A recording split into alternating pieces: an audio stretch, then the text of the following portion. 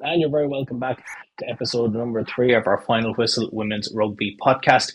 It's been a helter-skelter weekend of action and delighted to be joined back in the company with Aimee Clarke from Railway Union and Stacy Hanley from Galwegians. Safe to say, girls, it was a fairly eventful weekend across the numerous competitions. It was muddy. It was absolutely rotten. Only for you. It wasn't Still muddy finding for muck in me. my ears. You're getting Astroborn. I'm finding muck in places muck shouldn't be. I'd rather the Astroburn. And you also have the black So eye. in fairness. I'm like Quasimodo sitting here. I am. It doesn't even look bad because I have my glasses on, and I'm also really dramatic, so it looks shite. It's really not that bad. Stacey, this is when you're supposed to be like, no, you're so tough, Aimee. You're so hardcore. No, you're so I'm dramatic, a back. Aimee. You got to give me Your these black eye is tiny. As a forward, Stacey probably just is laughing at that, just going, "That's nothing." Yeah. Well, actually, I've actually never had a black eye. Last week I had a little scrape here, and that was the closest I've ever gotten to it. So, I actually don't know, but I have seen worse. That must mean I'm hard for Stacey. Yeah, maybe. No, it doesn't. It just means that I know where to put my head in a tackle. That's all. Ooh, no, come on. Come on. No, I'm only messing. We're all friends here. I'm only messing. I know you did define yourself as a battering ram last week, Aimee, so maybe that's where it came from, the black eye this week. Maybe it's because Ennis absolutely cut me in half and I landed on my face. Probably that's what it's going to be like. Well, let's talk about that game to start off the podcast. Of course, good result for you guys to kick off the full weekend of action. The early kickoff, of course, between Railway and Ennis, a 50 points to nil win for Railway in the end. Let's just take a look at some of the highlights from that game. Railway Union made it 8 wins in a row with a 50 points to nil win at home to Ennis. Railway wasted little time in asserting control in Park Avenue as Chloe Pontus crossed inside 3 minutes. Heidi Lyons added the conversion before Leah Tarpey finished in the 14th minute to increase their advantage. Pontus struck again before the half-hour mark, adding her second in the 27th minute as Railway went into the break 19 points to nil ahead. The hosts resumed with the same intensity after the break, Miyu Kojima powering over in the 53rd minute before Pontus completed her hat-trick on the hour mark. Replacement Evelyn Donnelly made an impact from the bench, touching down twice in a 4-minute burst in the 66th and 70th minute, before Tarpey rounded off the scoring late on in the 77th minute. Full highlights of this game are available on the IRFU YouTube channel. So there we have it, a couple of key moments from that game. Aimee, let's break down the start of it. Like, dream start after 3 minutes, getting the first try of the game. Chloe, of course, going over, and then Ennis probably just start to be a bit more rigid in terms of their defence. They're getting themselves settled into the game, and then you get 2 more before the break, and you have a nice little bit of a lead built up at half time. What's kind of the discussions amongst the group after that opening half? Yeah, I think Chloe's been absolutely fantastic so far for us this season. She's been really good. She's come to us from France. And she's nippy around the breakdown. Like, she's a scrum half. We've had her play fullback as well, and she can spot a gap from a mile away. Like, she's really, really good. And I think she's not a player that Ennis would be used to coming up against. There's not a lot of players like her that I've seen in the AIL just yet. Like, she's doing really, really fantastic. I think we just had a really quick start. Like, it was just a dream start nearly, and then kind of conditions. The pitch was really soft, like I was giving out about earlier. It was just mucky and crap, and you'd kick the ball and it would just land and thud in the floor. Like, so I think it kind of suited us better because we're used to that pitch and we're used to when it gets crappy and mucky and soggy. Like, so I think it just suited us. But I really don't think the score actually kind of showed how tit for tat the match was. Like, Ennis's defense was brilliant. Like, we found it really difficult to kind of pick holes in it and find out where to go. Like, their chop tackling was fantastic, and I think a lot of the scores that we did get were just they overfolded a small bit. Maybe we snapped back a little bit quicker than what they were able to fold back. But I really thought they played fantastic, and like I said, we're still. I think that's the best performance we've put in so far this year as well. And it's exciting to see if that's the kind of step now when the next step's going to be like. I know last week you mentioned you were excited to play Ennis, having missed the game down in Ennis. So were you very much impressed by their performance just from seeing them, I suppose, up close firsthand? Yeah, I was. A lot of the time I wouldn't really go into playing a game kind of giving any team like a preconceived idea, thinking, oh, they're only after coming up, or they're been here ages, or we've won them by this, we've lost to them by this. I kind of like to take each game as it comes, and you never know what player is going to be playing and what they'll do differently to somebody else. So, I was playing on the wing for their 8 was kicking, so it wasn't something that I was ready for, you know. So when the ball hit the foot of the 8, I was kind of scrambling, you know. But it was really good to play them, and it's like they're playing like a team that has been in the AIL for years. That's the best way I can describe it. They really, really are, and they're doing fantastic. And they've got such a young squad, and a squad that's hungry to play and hungry to win, and wants to grind it out. It was a really, really great game to play. Like, it was really enjoyable.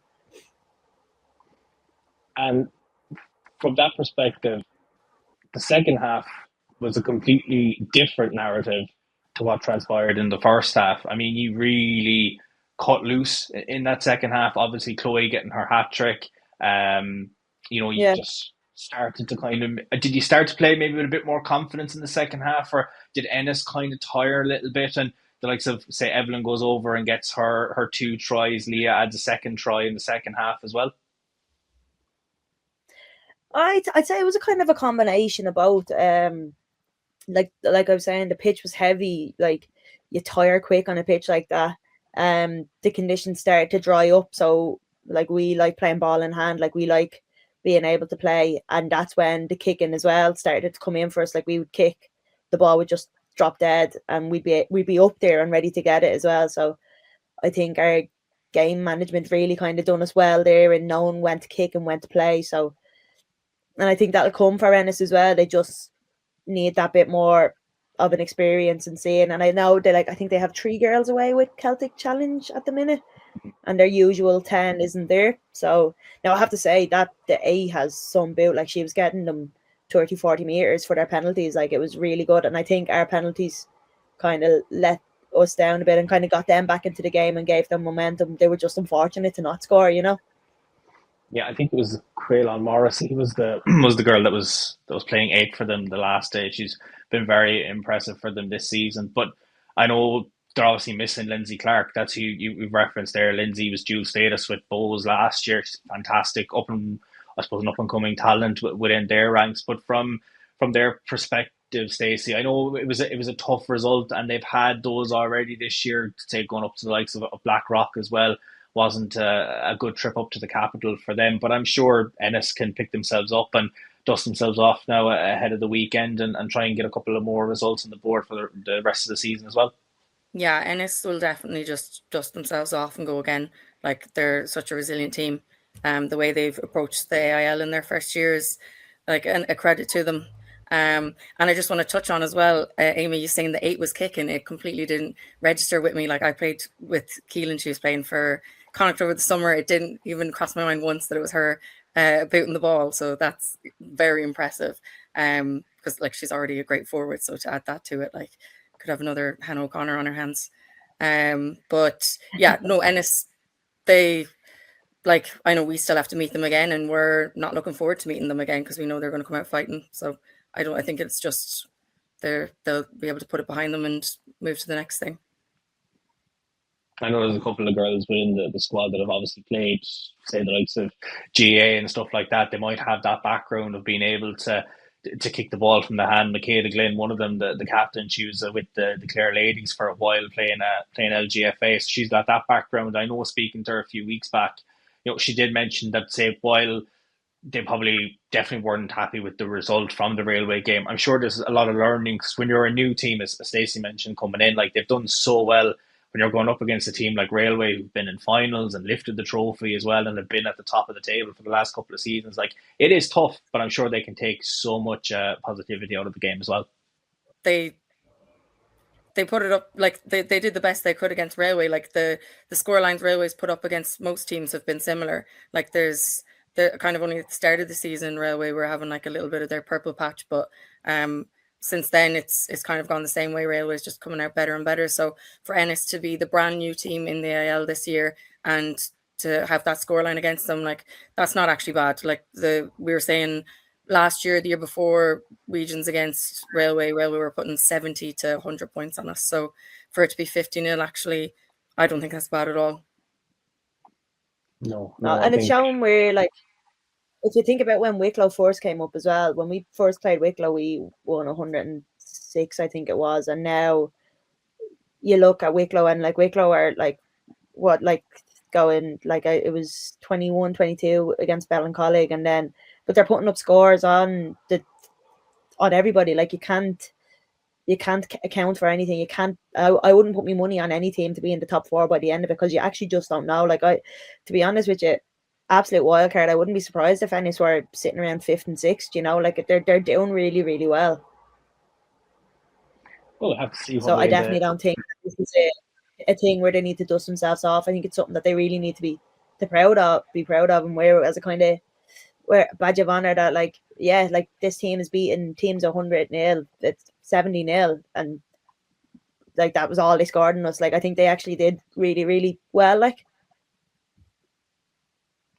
of course, they can take so much from it, and we'll have to see what way the magic of the table and the results work over the next few weeks. I suppose we're going into round 12 now this weekend, and we're going to have so many varying results and varying games, and we'll touch on the fixtures for the weekend in a few minutes. But looking at the next game of the weekend that we had was, of course, the game between Cook and Old Belvedere. And here's a couple of highlights from the clash in Shawsbridge. Old Belvedere extended their recent winning run with a 54 points to 12 win over Cook. Old Belvedere struck first when Emily Byrne crossed on 10 minutes, with Ellen Jane O'Sullivan-Sexton converting to settle the visitors quickly. Leah Neelan added her second try in the 24th minute before Aimee Larne crossed in the 29th minute to give Belvo a firm grip on the contest.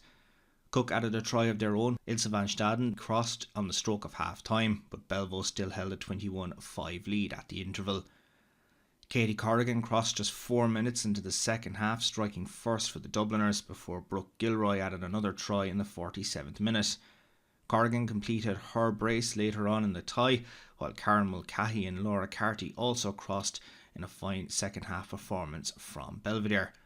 Shola Ayumi would add a second try for Cook in the 52nd minute, converted by Amanda Morton. Full highlights of this game are available on the IRFU YouTube channel. So there you have it, a very strong performance from Old Belvedere. Very impressive in terms of their scoring ability, getting a couple of tries in the opening half and building that 21-0 lead. And, you know, Cook did come back into the game. It was 21-5 at the break. They were, you know, I suppose Cook are a very tough team. When you go up to Shawsbridge, it's a place that not a lot of players like to go to, because you know you're going to get a very, very tough game from them. But Belvedere just shone in the second half, and I'm sure Aimee, under someone like Fiona Hayes, you know, they're just starting to find their confidence, find their feet, and you know they're looking like a real danger now going into this, you know, business end of the season. I'd say Fiona's after setting her dog on them. She has that dog on the sideline threatening them. She's going to bite the ankles off them.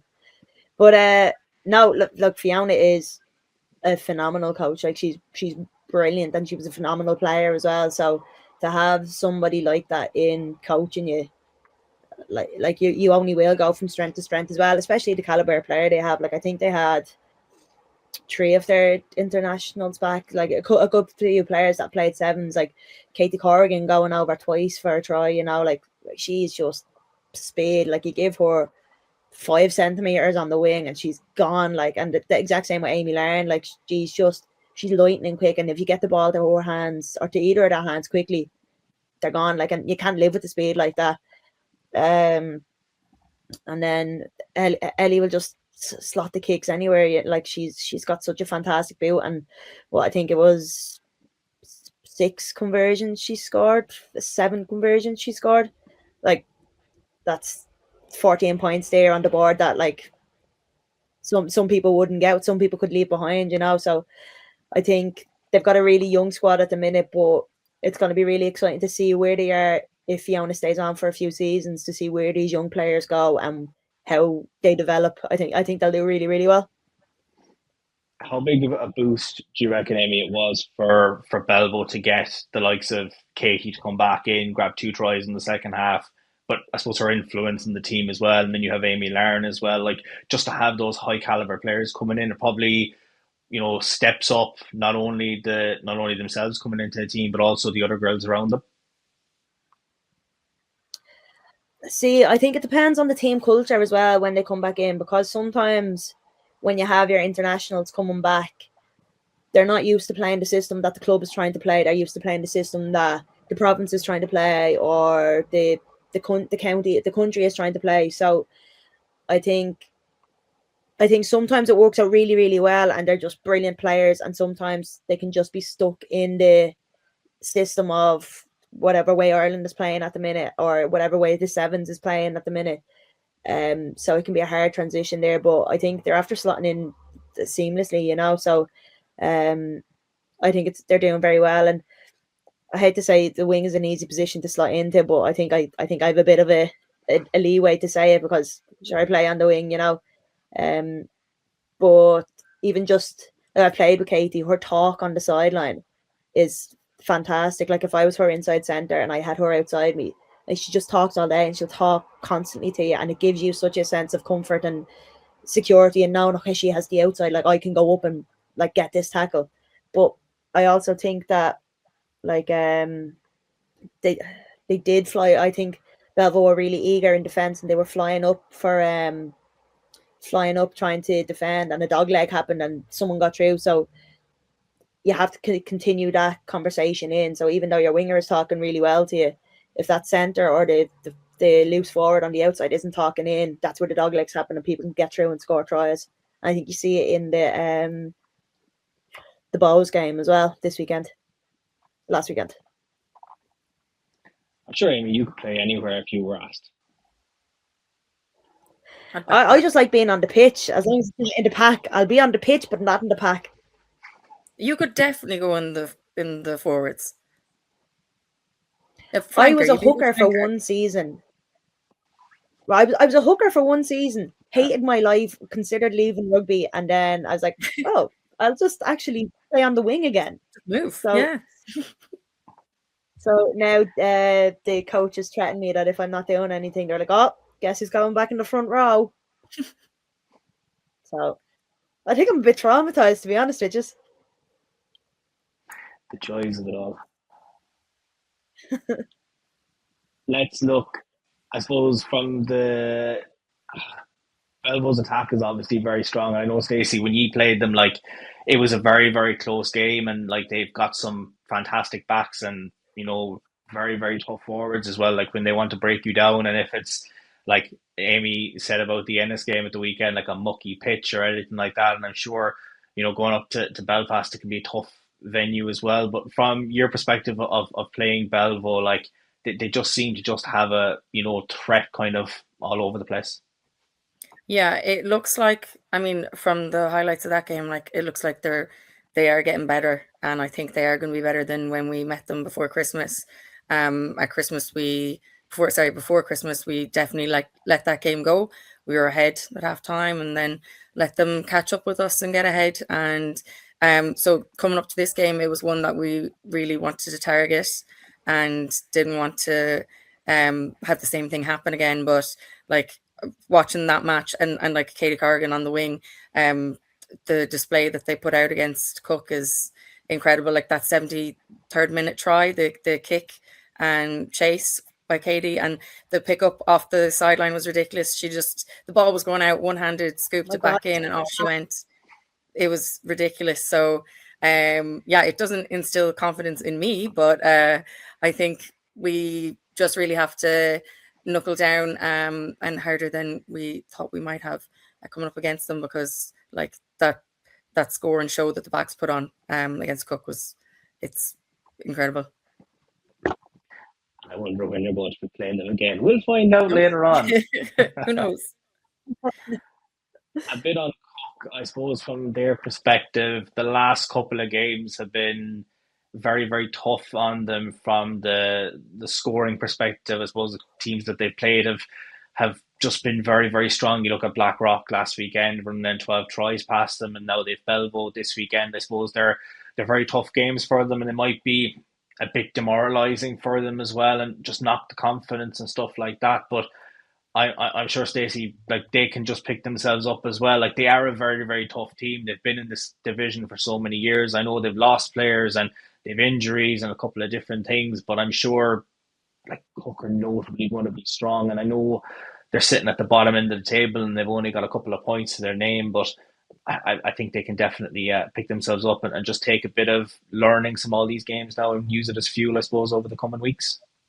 Yeah, like they have been around a while, and they've been in similar positions before, and they're still here. It's still going. So they probably, like, they'll just pick themselves up and they'll target the next one, the next game. And I think like the girls that are there that are showing up, and I know they don't have full benches. I'm not sure if they had a full bench even for their home game, but the ones that are putting their hands up and that are talking out every weekend, knowing that some of them are going to have to put in 80 in positions that you wouldn't be expected to put in 80. Like, they have fight in them.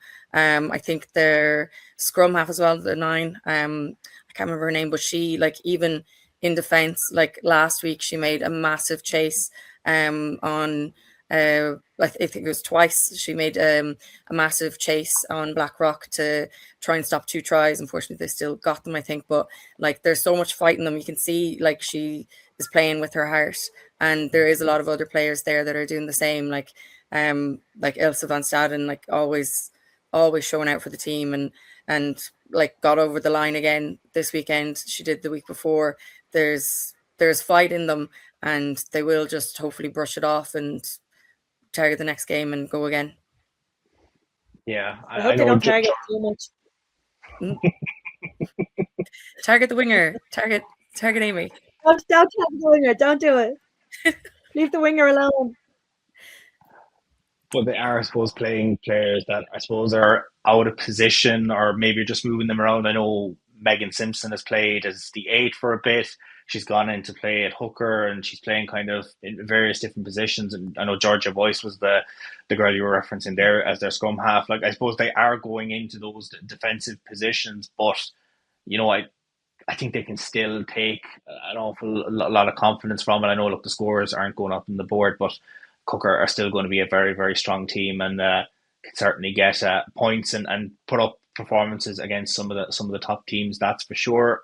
A team that did put up a very impressive performance against the league leaders for Tullow as they took on UL Bows down in Ratho Road on Saturday evening. And here's a couple of highlights from that one.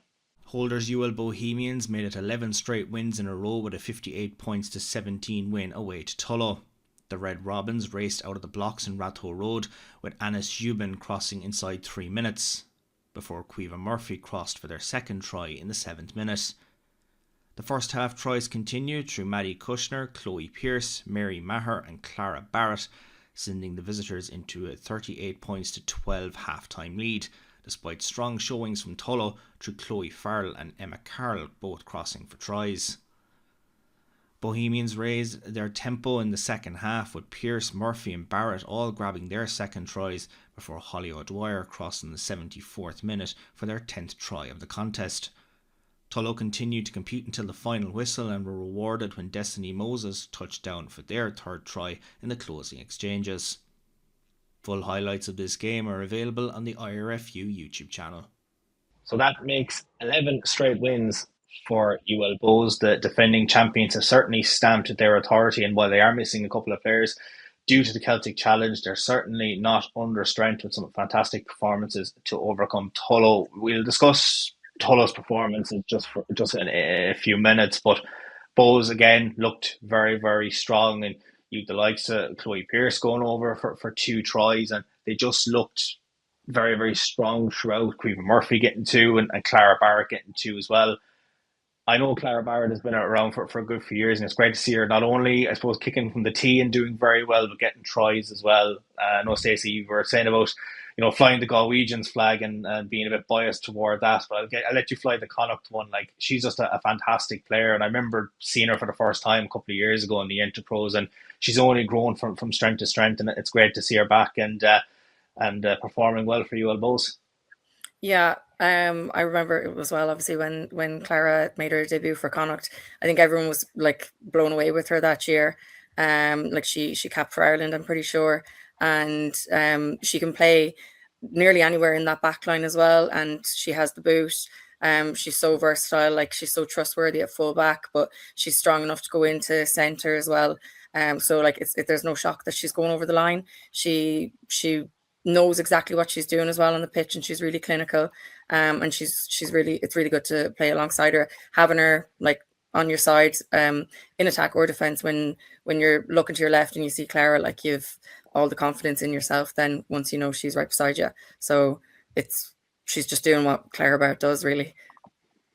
Like, I know Bulls are missing some standout talents from that starting 15, but when you have someone like Clara Barrett that you can call upon and say, you're in the starting 15 this week, and if we need someone to kick for the post, we have her, and going over for the tries as well. Like, she's just an absolute exceptional talent.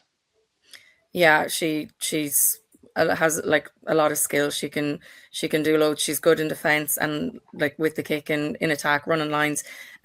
So having her there is solid, especially when UL like put out a fairly different team this week. They really showed like the amount of players that they have, and that are good enough as well to go out and play, and start with a lot of players missing with the Celtic Challenge. So obviously you need those players then that are kind of like the glue, I suppose. So Clara would definitely do that, and help those new players coming in to kind of slot into the team, and for it to run as smoothly as it did over the weekend as well, like as if it was their normal starting team at the very start of the season. I know Bowes hit, I suppose, top gear in the first half and racked up 38 points. But on the other side of the coin, you've Tullow getting 2 tries and getting 12 points on the board. Like, Aimee, from that perspective, like, Tullow have had a tough time of it over the last, say, 18 months now at this point. I suppose the losing streak did continue at the weekend for them, but like, to say they put 17 points up on the champions, like, there's other teams that haven't come next to near putting that many points on UL Bows this season, so they can take so much learnings and confidence from that game. I think, yeah, I completely agree with you, and I think they need to go in with the mindset now of, if we can do this to them, we can do it to anybody. If we can score 17 points on the team that is unbeaten for 11 weeks, we can score 17, if not more, points on other teams, So like, I think they are. I think the oil is starting to come into the gears now, and they're starting to move along. I think what let them down again would be their discipline, and like Bowes. You seen it last week as well. As soon as they found a gap through any kind of defence, it was just a tunnel of red going through. But when Tullow had the ball, they actually looked fairly dangerous with the ball from what I seen. Like, Bowes kicked the ball to them, and like, it's the exact same as how they played against Wicklow. The ball got kicked into the backfield. The winger picked it up and gone again, straight down, and scored a try. So I think Destiny again. I think it was that scored that try again. But like, if teams are starting to see that now, like, they're not going to want to risk kicking it down to a winger who can catch the ball in around 22 and run the length of it, So it's really good to see. And then I think Bowes just got a bit too eager and too hungry in wanting to chase down the ball, where that dog leg happened. So someone shot up and someone didn't come with, and then it's as easy as a step back into the left and you're gone through again. And I think that I don't want to say that the fullback was out of position, because she was in the right position if the ball was going to go to where you thought it was going to go, if the dog leg didn't happen.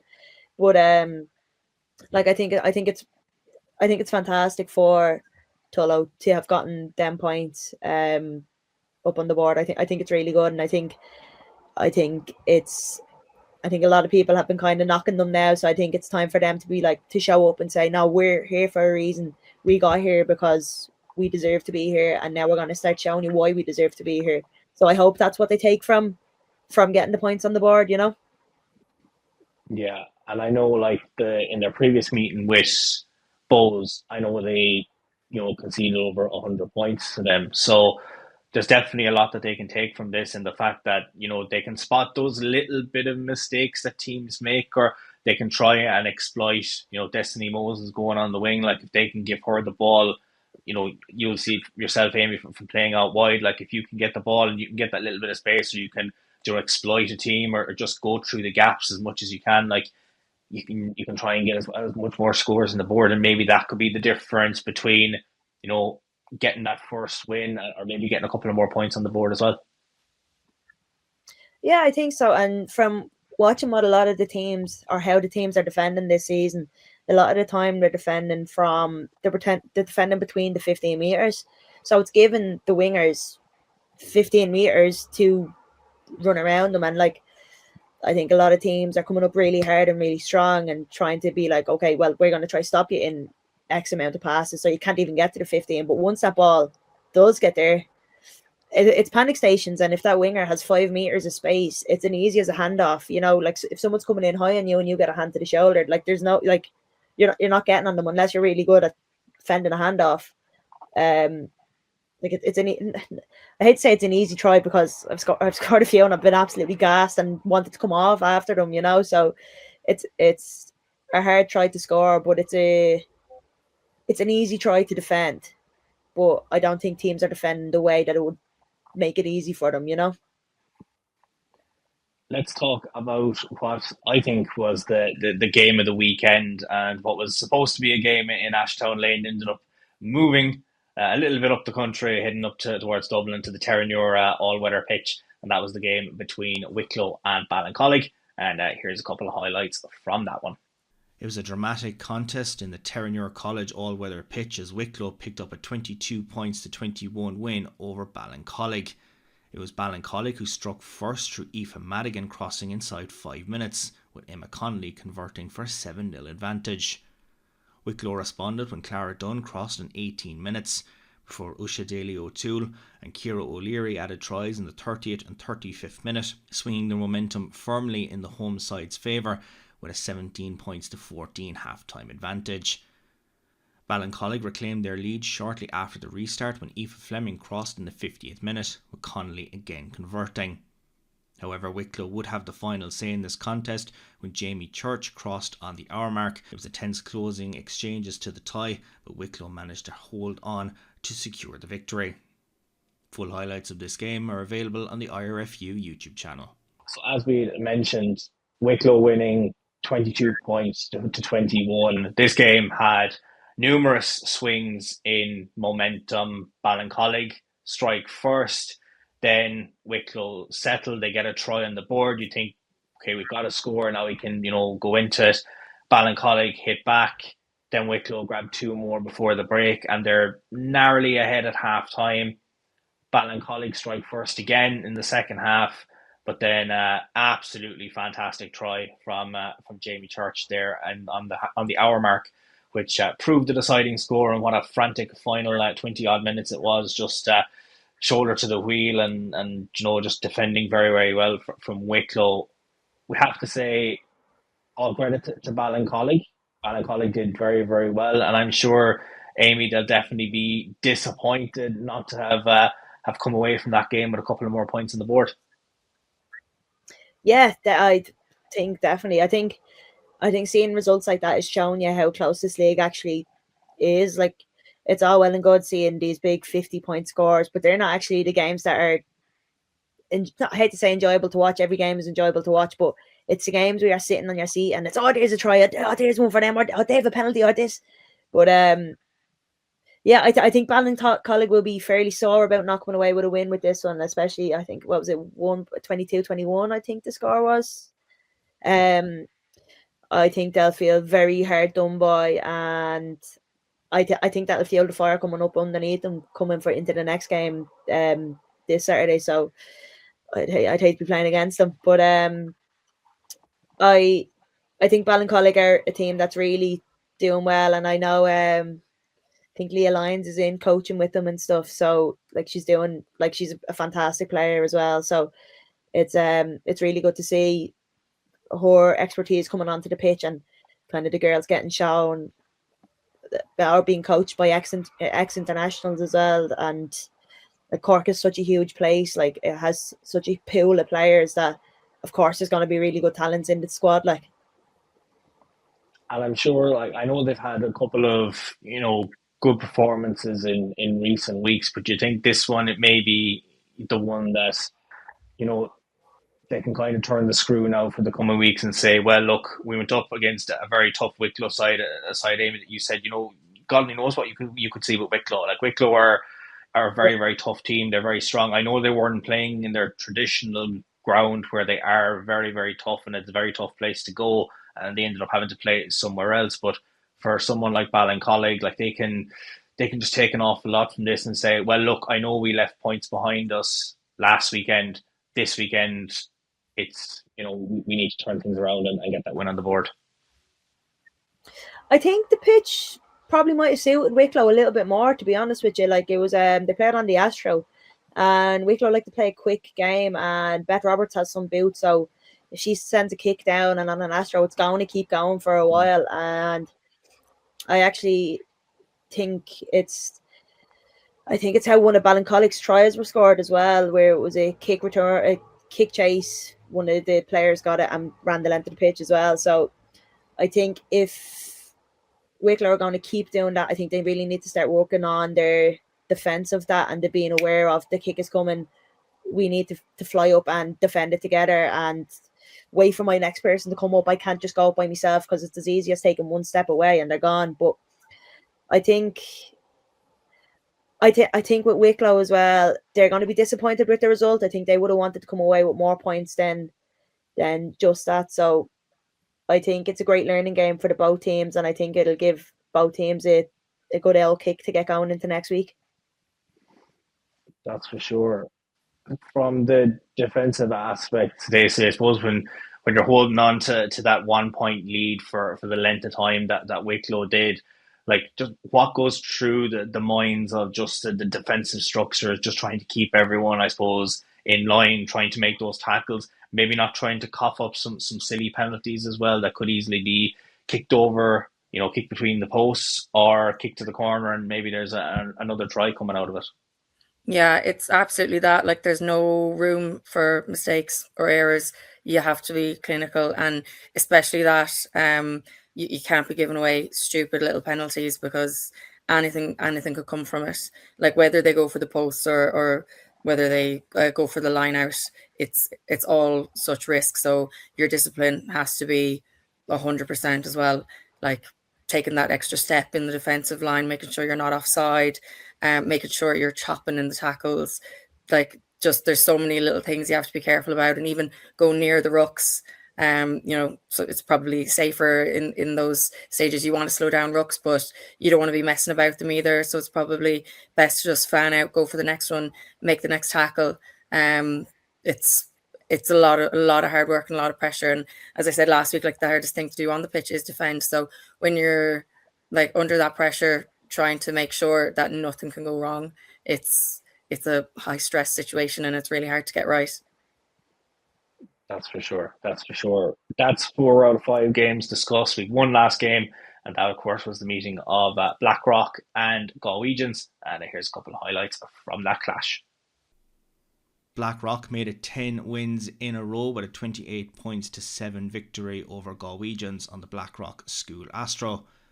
Blackrock College built their victory patiently, opening the scoring in the 13th minute through Carrie O'Keefe. Catherine Martin crossed for their second try in the 20th minute, before Aoife Moore crossed for their third on the half-hour mark, with Hannah O'Connor converting all three, sending the hosts into the break 21 points to 0 ahead. Galwegians showed resilience in the second half and were rewarded for their efforts when Grace Brown-Moran crossed for their try in the 68th minute, converted by Gemma Lees. Blackrock would, however, have the final say in the contest, grabbing their bonus point in the closing exchanges as Nikki Gibson crossed for their fourth try. with Hannah O'Connor keeping a perfect record from the kicking tee. Full highlights of this game are available on the IRFU YouTube channel. So Blackrock continue their recent unbeaten run. They're unbeaten since round 2, and they're looking very, very strong to maybe challenge UL both for top spot, but certainly get a semi-final spot on home soil, preferably from what their camp is definitely looking forward to later on this year. I suppose, Stacy, we'll discuss it. It was a fairly tough battle. I know you were supposed to play them in Stradbrook. The game got moved then to the Blackrock Astro. I know, as we've said, it like Astro is fairly tough to play on. Was there a bit of a difference in preparation when I suppose you're preparing for a game on grass, and then it's kind of shifted to Astro fairly late on? Yeah, I mean, it was changed to that Astro. I don't know how many hours before. We were told once we were very close to Dublin when we found out. So there, at that stage, there's not much you can do really. Like, you could go try and change game plans and things like that, but it's so late at that stage that you probably don't really want to mess with anything. I think the Astro definitely suits Blackrock with the backline that they have. So they were able to use that to their advantage. But I mean, our backline, we've got some good players there as well, but we just weren't able to unleash them that kind of way. They just weren't able to get their break. I think Blackrock were just so hungry in attack and defense from the get-go. They capitalized on all our mistakes, whereas when they made mistakes, we weren't really able to get much out of them. And it was just even the second half was fairly evenly matched. I think it was 7-all technically in the second half, a try each side, but we had a lot of ball and we just couldn't do anything with it. They just weren't letting up in defense. So yeah, they were the stronger team on the day. It looked like it was a fairly close game at the start, and then Blackrock hit 3 tries in a 17-minute window, and they go in at the break, leading by 21 points. It's a score. From the halftime chat, you regrouped and managed to get the try in the second half. Obviously, Blackrock at the final say getting their bonus point on it, but I know it was disappointing with the way the result went, but I'm sure you can still take a lot from it and try and build momentum now coming into the next couple of games. Yeah, it was really disappointing, especially we wanted to avoid doing the same thing that we did the week before, which was, against Railway, again, let them kind of rack up scores in the first half and then finally come out fighting in the second half. But we somehow managed to do nearly the exact same thing. So it's definitely a lesson in that we need to change our approach to the game from the very start, from the whistle. We need to stop being a second half team. So we know anyways, what the problem is, what we have to work on, and hopefully we can fix it. That's it. Afterwards, and I suppose looking at for a guest for this week, I managed to catch up with the Blackrock captain, Hannah O'Connor, just to talk about this remarkable winning run that they've been on since suffering the defeat to Bows in the opening round, looking at the weekend ahead and a couple of other bits in between. Delighted to be joined by the Blackrock College captain in Hannah O'Connor. Hannah, very welcome to the Women's Rugby Podcast. Thanks for having me on, Dermot. Let's talk everything Blackrock, and let's talk about first this unbelievable winning run that you guys have been on. I know the first game of the season wasn't the ideal way to start preparations for a new campaign, but ever since then, put the shoulder to the wheel and picked up the 10th straight win at the weekend. Yeah, that's it. As you said, it's not the way we wanted to start the season with our home fixture at home to UL Bows, and just couldn't quite get over the line on the day. But since then, kind of rectified the wrongs, and not quite the finished product by any stretch, but been tweaking bits and pieces as we've gone through and had some, really good results and some, high scoring kind of games in our favor as well in terms of getting scores on the board, but tweaking little bits and pieces each week as we go along. But, projecting or trajectory is pretty good at the moment. So we're happy where we are.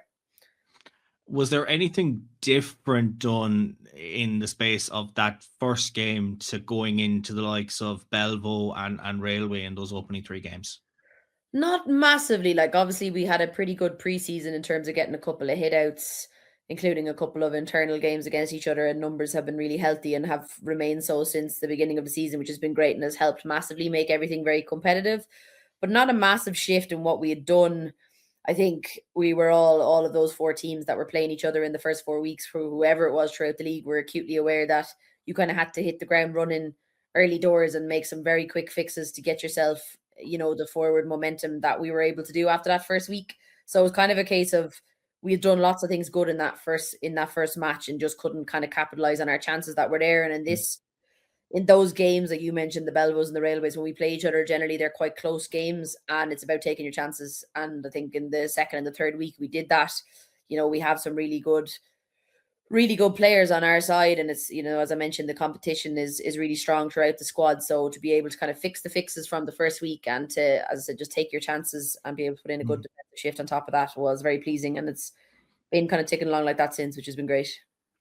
And I know you're not going to be a team that's going to look too far ahead into the future. So we'll say going into it, it's kind of, you look at each block more so than to say, okay, we want to go into Christmas and do this, and then we're looking into the new year. But I suppose when you've picked up those, win after win ever since round 2, I am sure there's a lot of confidence and a lot of momentum fueling the squad going into each game. Yeah, you've hit the nail on the head there. It's very much, don't get too ahead of yourself, because I said any team in the league can have their day and kind of hit that purple patch. So we're acutely aware of that. And especially ourselves, when we have been, finishing quite high up the table in recent years and not being able to get across the line, but finishing high, the teams that perhaps finish below you are always looking to get a scalp against you. So we're acutely aware and don't take anybody for granted when we come up against them. So yeah, it's taken those games in, as you said, miniature blocks of kind of ticking them off. And coming after Christmas, we're really happy with the first 2 games after Christmas, because they can often be a bit of a hiccup when you start to turn around fixtures and play people in reverse. People have a fairly good idea and memory of how you played against them and the style you want to play. So you kind of have to keep it fresh and kind of adjust in what you do to be able to finish in the driving seat for those games. And I'm sure as well, having made the semi-final last year, as you alluded to there, getting close but just not getting over the line, I'm sure that's kind of, I know when I spoke to Andrea last week, she kind of said, the Aviva is in the back of our minds. We want to get there. That's what every team is playing for at the end of the day, is to try and get to a league final later on this year. But I think from your own perspective as well, you do want to get to the semi-finals, and mainly a home semi-final this year, as opposed to traveling to whoever it could be. Yeah, and that's the thing. Like, it's those miniature blocks, and like, we'd be lying. I'm not going to sit here and lie and tell you that we're not looking towards the Aviva. As you said, every team is, and ourselves as well, when we've come so close but not managed to finish it off, and getting ourselves to the showpiece the last couple of seasons has been really frustrating. So, it's not even, I suppose, we wouldn't even look at it from a home semi-final spec, that it's more the performances that go in before that in those blocks.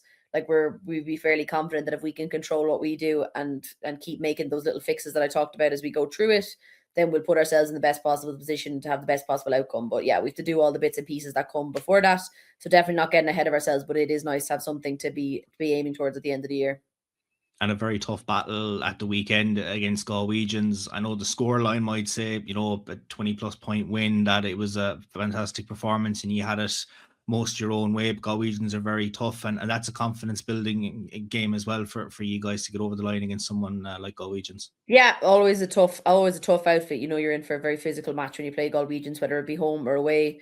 And over the last few years, I think they've really added to their squad in terms of the really exciting, fresh talent that they have coming in, and that's kind of shown in the players that they have that are involved in probably the Clovers more so this year in the Celtic Challenge, and people who've been called into that is testament to the work they're doing up there.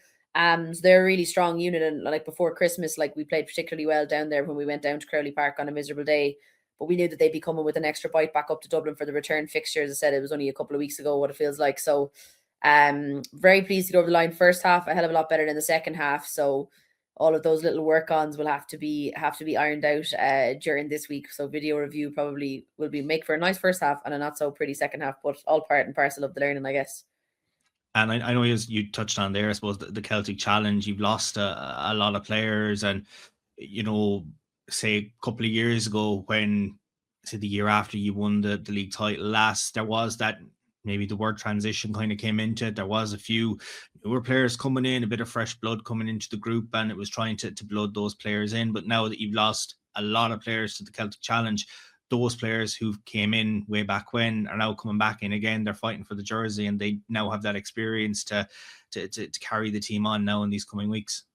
Yeah, and I think we probably have about like, I think 6 or 8 girls from our kind of our starting squad at the start of this year who have been called in, which is great for them, and probably 15 people in total with the girls who are contracted and centralized, who we mightn't see as much as we'd like to anyway in clubland. But you know, as you said there, that transition period of like, we pride ourselves on adding depth to our squad, but adding like good people, like whatever about the players being, you know, good and talented, that's all well and good, but like having players that actually add value to a squad, aren't energy zappers, aren't May Fainers kind of out for themselves, has been a huge part of ours and the policy we kind of implement and coming to Blackrock. So that kind of stands testament to itself. And like, we have probably 30 girls lining out with training still to this, you know, week in and week out, even with the girls being gone to Celtic Challenge, which is great because it can mean everything is opposed, and it just keeps that competition for jerseys and for people fighting for spaces really, really, really kind of hot in the competition stakes. And that's what you need, and that's what you want. You need at least that many people to be able to challenge for it and to be able to keep everything ticking along, that when, as you said, those girls get taken out for other competitions and having earned the right to go on and play at the next higher level, that we're able to have people that step in. And we've seen that, like the likes of Nikki Gibson has gone from strength to strength now in that second row with Kate Jordan, who was her partner, you know, leaving to go play Celtic Challenge, doing equally as good after a really good summer in Leinster for her. So all those kind of things of people being able to step up and take their chance has really been shown, I think, over the last couple of weeks before Christmas and after Christmas with those girls being gone. You know, when you take players out of a squad, it can kind of, you know, maybe lead to a bit of, I don't know what kind of word to say, just kind of might lead to a bit of a mess kind of there, that, you know, players trying to come into new positions, and it can lead to maybe clubs sometimes have struggled in it, but now that you're there as the constant, you find just being in that leadership role that you can help those girls that might be a little bit nervous coming into a role that they might be unfamiliar with. Yeah, kind of. But you know what? Like, we're probably about 2 or 3 deep in every position, which is a lovely place to be. Like, we've 2 really good, strong squads on a constant. Like, so there's no real kind of help needed for those girls. It's just about them taking the opportunities, and that's what they're doing. Like, the coaches are, you know, balancing it in terms of having a lot of rotation of players without unsettling things too much. And people have shown that, like, when we do rotate over the last few weeks, even with a few different names in the team sheet and stuff, there is no loss of quality there, which is brilliant. Like, and that's testament to kind of the work that's gone on over the last few years with the recruitment and things like that of people coming to join us. But yeah, like being there on a constant, it definitely does make things a little bit easier for kind of keeping things ticking along. More so easier for me personally, like only having one thing to focus on is a little bit easier. But yeah, no, I'm enjoying my club. I think the longer you play and the more you play, and I was never taken for granted, but like, I think when you come back to club, and you'll have heard Maeve O'Leary talk about it as well, coming back off injury, like, club is your home. Club is where you go to when things aren't going quite right everywhere else, and club is where you're welcome back with open arms every time, and you can express yourself, and you can kind of be your unapologetic self in terms of how you play and the style of rugby you bring to your teammates and stuff like that. And the girls are always there with welcome arms to open you back. So it's been nice in that regard the last kind of this season, I suppose, to just have one element of that to focus on, to try to throw myself into. Yeah, I know a lot of girls have mentioned that, just you know, when you come back into the club, it's like maybe where some girls picked up the ball for their first time playing rugby, or just it feels that kind of the home, the familiar setting. Yeah, it is, I for know sure. last weekend you had that fantastic performance against Cook, really lots of tries on the board. I know you picked up the one at the end, dashing down the wing. I thought they might have put you on the wing for the Galwegians game, but they kept you in your familiar position. Yeah, I don't think there's any fear. Hence the kick was missed after that, due to the fact that my lungs had decided to fully empty and my legs were gone. So there wasn't a fear of me making that kick, I don't think. But yeah, we'll take it when stuff like that comes. They don't come too often, so when they come, I'll take them. But yeah, it definitely wasn't making the highlight reels, considering I'm the ones that made the highlight reel. So I said I'd leave that one out. Made our highlight reel at the end of during I'll take it. Thanks. last week's podcast. I know we spoke about it in the past as well, stepping up to take the be it a penalty or a conversion or anything like that. You've done it throughout your career as well. It's not something that's phased you anyway, stepping up to take the kick. And I know Aimee mentioned it in last week's podcast that there's no fear when you need a kick and you just ask Hannah to try and kick it over between the posts. Yeah, it's something that I enjoy. Like, it kind of goes back to being back at club. I know I've taken a couple when I was playing with Ireland, and obviously I've done some with Leinster as well. But come back at club, it's not something like that I'll shy away from. But at the same time, when we've had the kind of constant kickers there of tens being able to, I'm like, Maeve Deely is a fantastic kicker at full back. We also have Abby Moyles there at 10. Lisa Mullen as well, lovely left peg on her. So there's loads of people who can kick. It adds a nice little bit of variety to it, because it's kind of nearly like a kicking competition to see who can get the rights of the tee for the Saturday. Yeah, last Saturday against Cook went well, missed a couple, and then I was happy to go 4 out of 4 against Weegens. In a tight game, and as I said, they'll always make it a tight game. We knew that, so those extra 2 points do help and kind of nudging the scoreboard out that bit more. So while I'm allowed to do it, I'll take it, but don't fret that if I miss 1 or 2, I will be passing it over quickly. So there's no fear. Let's talk about the next couple of games. I suppose you'd be looking at, there is kind of a small break in between and so on and so forth, but you'll have Ennis on the road this weekend coming, and that's going to be your first time heading down to take on Ennis in their home patch, and then you're away to Tullow, and then you're home to Wicklow. So those next 3 games, as you mentioned kind of at the start, it'll be another little block, and it'll be just take it game by game and just try and keep the focus, keep the mentality going as well. Yep, 100%. And like you mentioned, it'll be our first time to take a trip down to Ennis as well. I have a couple of people there who I used to, like Mary Crehan is part of the Ennis club, is in the background there, and she used to be part of Blackrock and used to play with her in my early days. So we'll be seeing familiar faces, and an old CYM teammate of mine, Susie Glynn, I think is the treasurer now of the club, now that she's relocated down to the west. But yeah, it's exciting to make a trip down. Like, they came up to Dublin and they've shown in all their results so far, Ennis, that they're well able to mix it in the top league. So it's going to be an exciting game. And again, every team that we play in this little block, as you talked about, all pose kind of different threats, taking none of it for granted, but it's very much about kind of the fixes that we can make and layering on our performance. And again, if we can look after that, then we'll be, hoping to be on the right side of the results. But it's about keeping that kind of momentum and keeping things trucking in the right direction while having full respect for the opposition that's in front of us. Busy run-in to come, but some exciting games, and it should lead for hopefully some good contests as well over the next few weeks.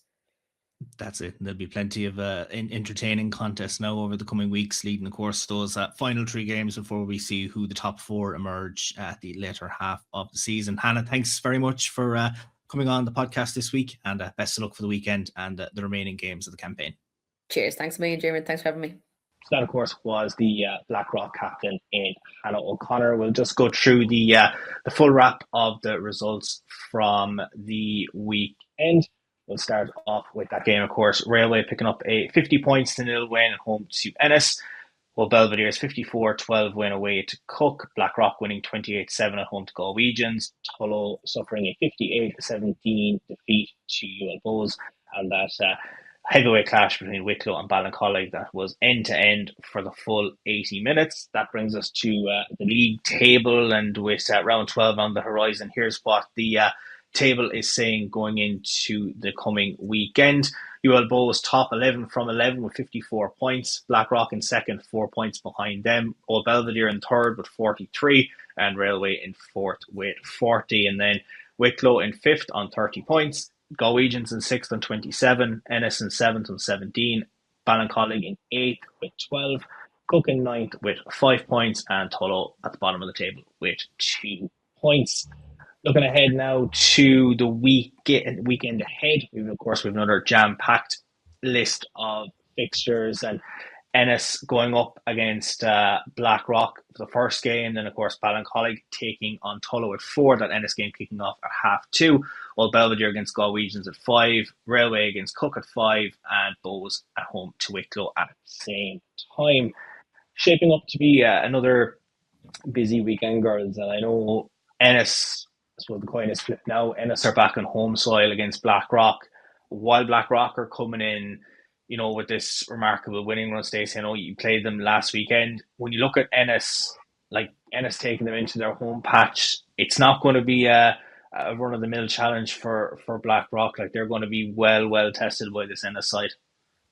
Yeah, I think with Blackrock away to Ennis, that would make a difference. Ennis at home, like they're so passionate about their club and their home grounds that I think that really does give them a boost, especially having their home support. So I think that'll be one thing that could get into the heads even of Blackrock. And Ennis, like I said earlier, they've to be the new team in this competition and performing the way they are. I'd love to see them really put it up to Blackrock, but like, as I know from playing them there the weekend, that it's hard to control Blackrock. They've got an unbelievable pack and an unbelievable back line, so it'll be interesting to see how Ennis manage them. I know we mentioned that Ballincollig were in the game of the weekend from the previous week. Now they're at home to Tullow this weekend coming, and like both of them will have that little bit of momentum or that little bit of learnings to take. Obviously, Ballincollig will have, we should have won last week and we were disappointed not to have left Wicklow with a couple of points on the board, and Tullow putting 17 points up on Bowes, as Aimee you mentioned. Like, if they can put that up on Bowes, I'm sure they'll be going into Ballincollig and saying, why can't we? But Tanner Park is a very, very tough place to go, and Ballincollig are notably very strong on home soil. Yeah, really, really strong, and like that again as well is a heavy grass pitch, and Tullow play on an Astro play and train on an Astro as well. Well, I don't know if they have grass pitches available, but I'm assuming, especially with the weather, it's mostly Astro that they're training on. And like I think there is a bit of a difference playing on both of them. So I think Tullow will come out, and yeah, they'll definitely be thinking, well, if we can do it against them, why can't we do it here? But yeah, like that, Ballincollig they're a tough team to play on home soil, and hopefully Tullow don't get the curse of a broken down bus on the way to Ballincollig. No, we don't want anyone with more travel disruption this season. That is for sure. Another team that pride themselves on their home form and playing on home soil is, of course, Old Belvedere, and they make Ollie Campbell Park a very tough place to go. I know, Stacy, you're heading there this weekend with the way they're performing with the scores, and obviously watching the likes of, you mentioned Katie Corrigan or Aimee Larran coming into their squad. Like, they do look very, very strong, but I'm sure after the couple of weeks that you've had, there's still that momentum and the confidence that you want to now turn things around and get a couple of more points on the board and return to winning ways as well. Yeah, definitely. We haven't come out on top yet against the top four, which was our aim coming into that end of our those four matches, as we faced the top four in a row. So obviously before Christmas we didn't. So then we were kind of like, okay, on the reverse fixtures, let's target these. Haven't had the win the last two, so we're left with Belvo and UL, and we're really adamant to get a win against one of the top four teams. So this weekend it's just another chance, another challenge. We go again, but like you said, and the highlights of the Belvo match from the weekend just show it. Like, they're ticking, they're on fire. So it definitely won't be easy, but we're going to be hopeful. That's for sure. I know, Aimee, you were the walking wounded after playing Ennis last weekend. Now you've got Cook this weekend. Very, very tough team, and I'm sure, I know you delivered a very strong performance last weekend, and you very pride yourselves on that. You're delivering these high scoring performances, and I know Cook have had their struggles, and will they come down with a full team and a full bench as well. So I think you'll probably have the favourites tag going into this, but Cook are a very, very strong team and will pride themselves on turning things around and claiming a scalp as well.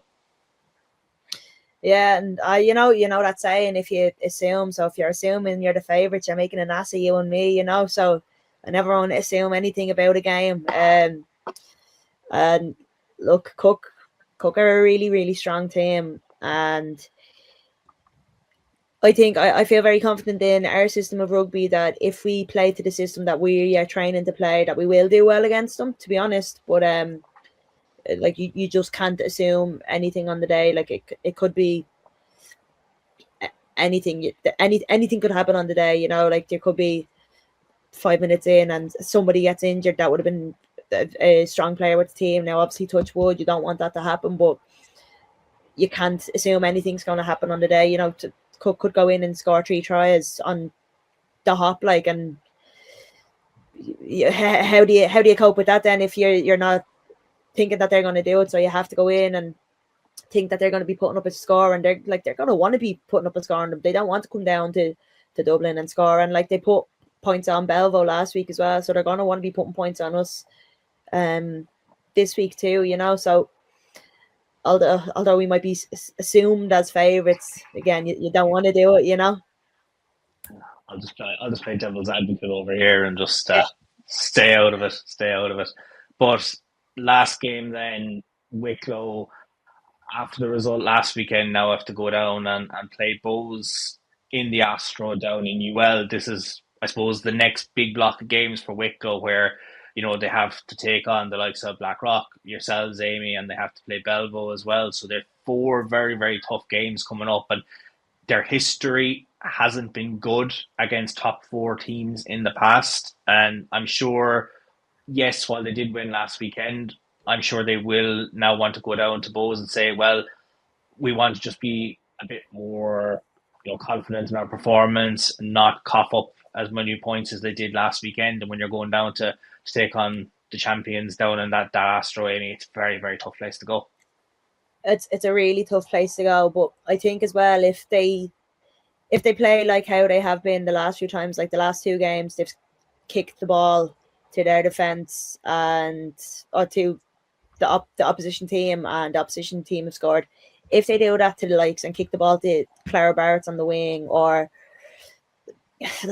realistically any of the Bows players can catch a ball in their own half and get up the pitch. So I think if I was Wicklow, I'd be really, if we're wanting to play a kicking game against Bows, we're really going to want to be working on that kick chase and kick defence. But I think Bows and Wicklow play fairly similarly. So I think it'd be a really, really interesting game to watch. And I hope it's tit for tat, because I love a tit for tat game to watch. And I'd be really hoping both teams kind of perform well. But yeah, I'm really looking forward to seeing the results and the kind of highlights of that game next week. It could be a very, very close game with, I suppose, Bows missing players, and Wicklow might come down with a bit more confidence to say we can try and snatch a win against UL Bows, but time will tell, and I'm sure we'll have plenty to dissect from this round for next week's show. Switching from the Energia All-Ireland League Women's Division to the Energia Junior Cup game that took place on Sunday. I know I spoke to Caitlin Doran and Orla Burry last week, the co-captains of Barnhall, and like four in a row in that competition. Like, they've just been, the gold standard, 50 points to 19. They've been, notably strong. Abby Healy getting 2 tries for them, along with 4 penalties and 4 conversions. Like, Abby's, she's quite a young player, but she's got so much potential, and she's definitely someone that AIL clubs will be keeping an eye on, as well as maybe the international radar as well. Aimee, she's been super for them, and delivered another performance. But Barnhall again are just showing that they're probably ready now to make the step up to AIL. I think, to be honest with you, Barnhall probably would have been ready to step up last year. And I think it's unfortunate for them that they haven't been. I think they have a real class of players, and like a lot of young talent coming through, like you said.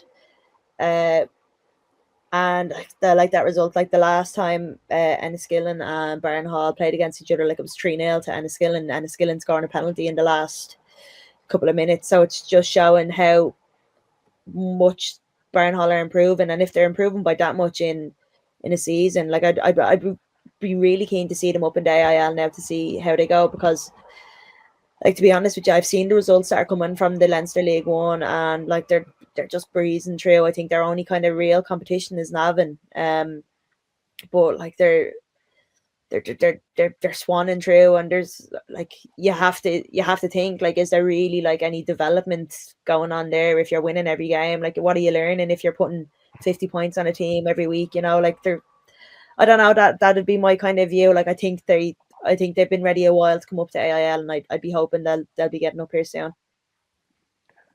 From someone, Stacy, that has the history of playing, I suppose, junior rugby, like, when you look at a team like Barnhall and who they've developed, and the players that are coming in, not only Abby, I suppose you've, say, Caitlin and Orla there that are captain, and then they've Prudence, who's been, in around the Leinster setup as well, and they've a lot of other younger girls as well. like when you see the way that Ennis have come up and have done really well, do you think that they're ready to make the jump up, even if they're still playing that junior standard week on week? Absolutely. Yeah, like I agree with what Aimee said. Like what development is going on, what are they getting if it is win after win and it's by a lot of points. So I do think coming up to AIL would definitely be like the next step, the next challenge, and it should be something that they would be looking forward to. As a junior team as well, you'd hate to see other AIL teams target their players and try and, offer the come play with us. You can play in a higher league when the team themselves are good enough for it. So you'd love to see the players stick with that team and for them to move up to the AIL and compete there. And no doubt, like they'd be similar to the way Ennis joined the competition this year. They'd be absolutely competing. Like it wouldn't be, your standard team joins and they're not. They're nearing the bottom of the table. They're actually having competitive games. Like I'd love to see them playing the AIL teams, and especially would like to see them retain their players and move up rather than their players dispersing to be playing at that higher level. Well, we'll have to It'd be wait and see. curious to see as well if so they had a good few players come to AIL squads and do dual status with AIL teams and end up going and signing with the AIL squads. I'd be curious to see that if them players come back to Barnhall, like just like one off the top of my head, Ruth Campbell played her senior rugby, the start of her senior rugby with Barnhall. Like I'd be very curious to see, would she go back to Barnhall or is she happy with Belvo and would she stay there? And Caitlin Doran as well is dual status with Belvo. So what'll happen then? Will she go with Belvo? Will she stay with Barnhall? It'd be really interesting to see. I suppose we'll have to just wait and see what way things pan out. But for Barnhall, to win a four in a row, and there's such a buzz around the club with that. Their men's team are doing very well in 2A at the moment, and their 20s are doing well in Leinster. So there seems to be a big buzz. And if you could have, a men's team in 1V next year and your women's team competing at the top tier as well of the women's AIL, like it's only going to be huge for the club going forward.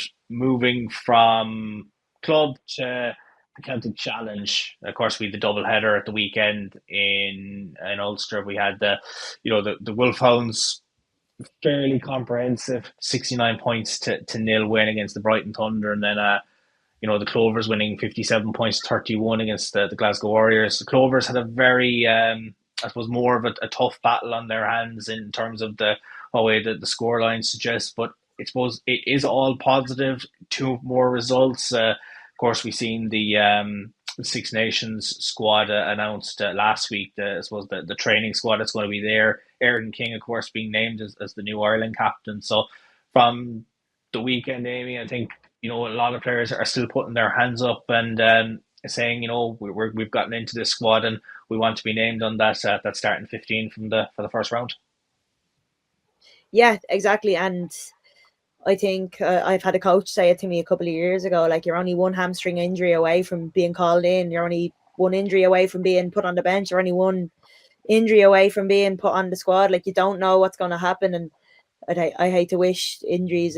I'm quoting what they said as well. But like you're seeing players come out there each week with the Celtic Challenge and just perform and perform and perform. And like that, like I seen two of Vicky Am's Killen's tries and she's just, oh my God, when she gets a few meters, like she's just gone. She's like Roadrunner. She's Speedy Gonzalez and absolutely gone. Like two really, really fantastic tries. So like you're gonna see the likes of her putting her hand up, who she's been involved at sevens for quite a long time, and now, okay, no, I want to play 15s as well. Like this is where I want to play. So Eve Higgins and Anna McGann with Eve with Wolfhounds and Anna with Clovers, two players that you'd regularly see in the squad as well. And now you're seeing players kind of, I don't know if they were just on reduced minutes or stuff, but starting ahead of them or like it's, I think Six Nations this year is going to be really, really interesting. I think it's going to be, I think Ireland are really going to start to show their class and show their depth of players and show that like we're really doing something special here,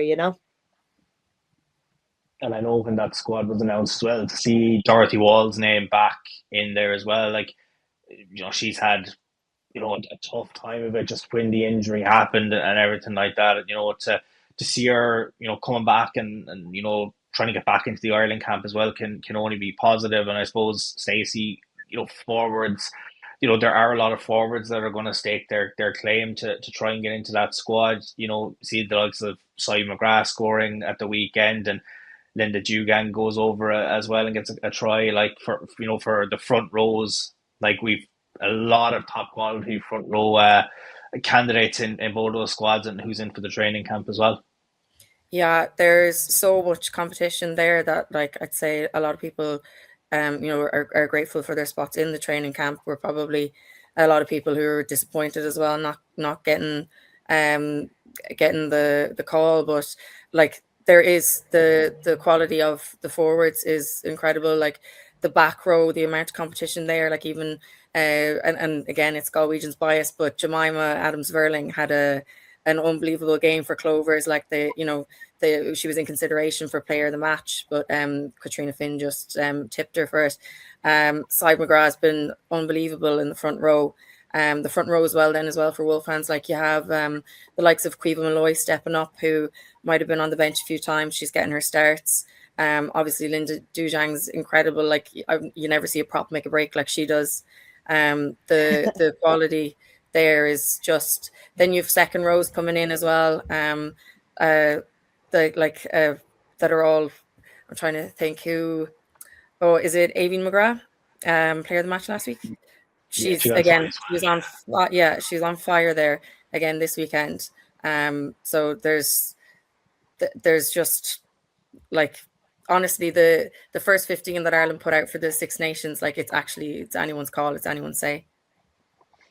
I suppose it is just showing the strength that's in women's rugby in the country at the moment, that you really can't tell who's going to be that first 23 for the Six Nations, because you just don't know with the way things are going. And obviously we'll have another double header now this weekend down in Cork in Virgin Media Park. Clovers at home to the Brighton Thunder at 12, and then the Wolfhounds against the Glasgow Warriors at 3 o'clock. So they're going to be two very, I suppose, big games when you look at, I suppose, the way the Wolfhounds got on against the Brighton Thunder last week.